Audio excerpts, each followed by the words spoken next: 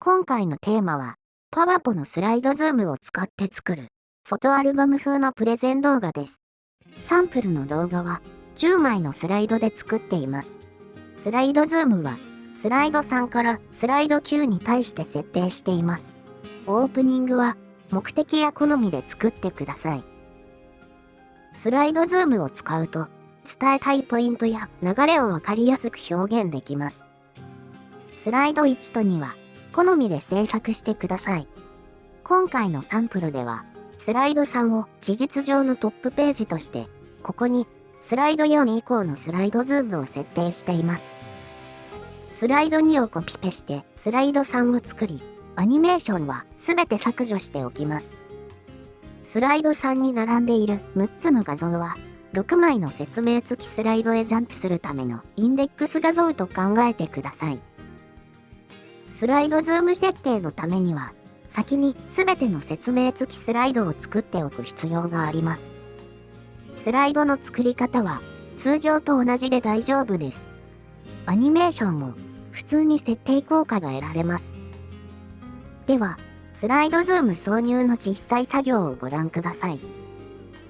ツールバーの挿入を開き、ズームをプルダウンしてスライドズームをクリックします。すると、このドキュメントに入っているすべてのスライドが表示されます。スライド4にチェックを入れ、下の挿入ボタンをクリックします。一応これでスライド4のズームを挿入できたことになるのですが、このままではインデックス画像を準備した意味がありません。そこで挿入されたスライド4の画像を右クリックし、画像の変更を選択。ファイルからを開いてスライド3で使用した画像を変更画像として挿入します。スライドズームの書式設定を開いて元画像とサイズ、そして位置も同じになるよう調整します。調整中です。サイズ調整の後、元画像は削除します。削除した元画像の位置へ変更したインデックス画像を移動し、XY 軸を他の画像と合わせます。スライドズーム挿入の効果を確認してください。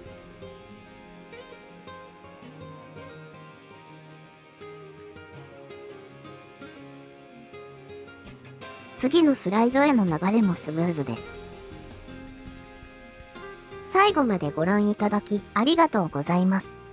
こんな動画を作ってほしいなどコメントをお待ちしています。できる限り頑張ってみます。